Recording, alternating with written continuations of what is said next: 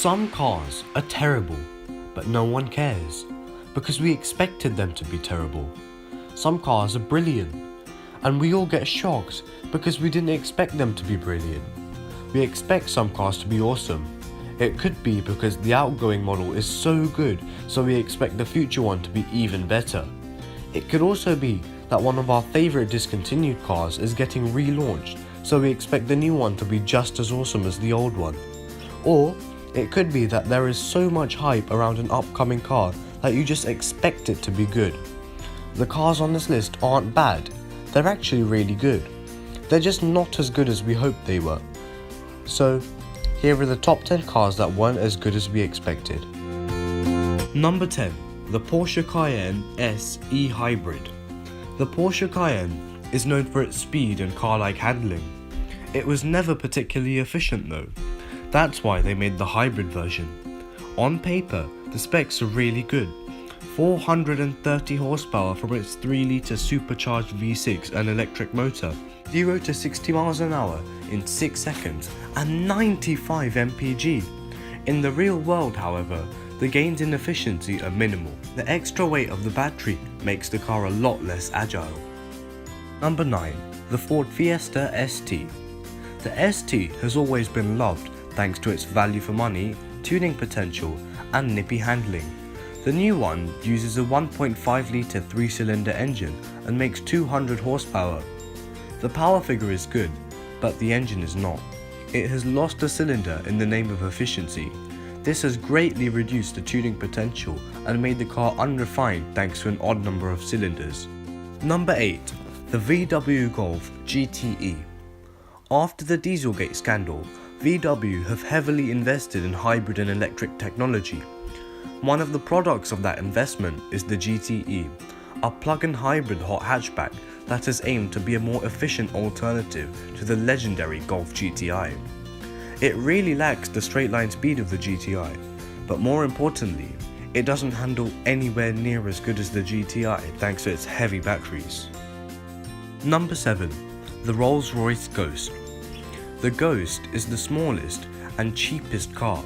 Prices start from only £230,000 in the Rolls-Royce family. It's a brilliant car. You may ask why it gets a place on this list. It's because a Rolls-Royce is the ultimate symbol of luxury.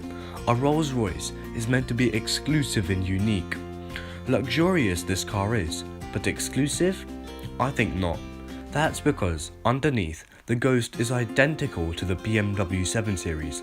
The engine, the gearbox, even the infotainment system are all from the 7 Series.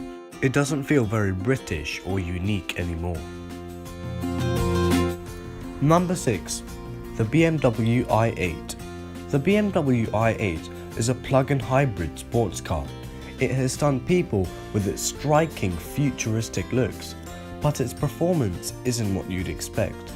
With its supercar level price tag, it can barely even keep up with a sports saloon like BMW's own M3. Also, it can only challenge the M3 when it's fully charged. If the battery runs out, then it's powered only by the same 3-cylinder engine that you find in a Mini. Number 5. The Ford Mustang EcoBoost.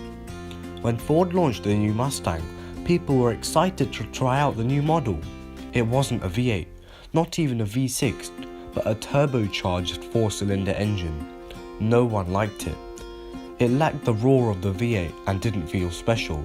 It wasn't even that much more efficient than the other models. Number 4. The Subaru WRX STI. The famous rally car rivalry between Subaru and Mitsubishi has died down, with both of the company's cars being discontinued. Subaru has recently relaunched its road-going rally car, but has dropped the Impreza name. It's a really good car, but it's the same car from almost 10 years ago. This makes it feel really outdated. Subaru could have made some changes to at least the engine. Number 3. The Ford GT. Ford has just launched the second generation of this car. The GT is based on the iconic Ferrari-beating GT40. The car certainly looks like it's supposed to, and it has the performance figures to match. But one thing isn't what we expected. Ford has ditched its famous naturally aspirated V8 and gone for a twin-turbo V6 in order to save weight and reduce emissions. It doesn't sound special enough for a £300,000 car. Number 2. The Honda NSX. The original NSX was one of the most loved supercars of all time, and you would expect that because Ayrton Senna helped develop it. For the past decade, Honda has kept us eagerly waiting for the new car. Finally, they released it in 2017. It had a twin-turbo V6 and some electric motors to aid its speed. Its performance was good, but not excellent.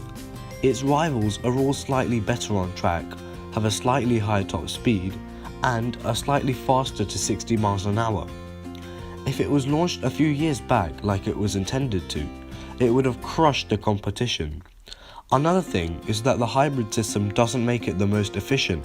A Porsche 911 Turbo S is still more efficient, and the fact that it has the same infotainment system as a Honda Civic. Number 1. The Porsche 718 Cayman and Boxster. The Porsche Cayman and its convertible sibling, the Boxster, are regarded to be the best sports cars you can buy today. They look good, they're fast, they're fun to drive, and they handle well thanks to a mid-engine rear-wheel drive layout. They used to sound good. The new Cayman has all of these qualities, apart from the sound. The old one had one of the best sounding engines on the market thanks to its naturally aspirated flat 6. New 718 has lost 2 cylinders and gained a turbocharger. Its flat 4 has diluted the Porsche experience. So there you have it. They were the top 10 cars that weren't as good as we expected.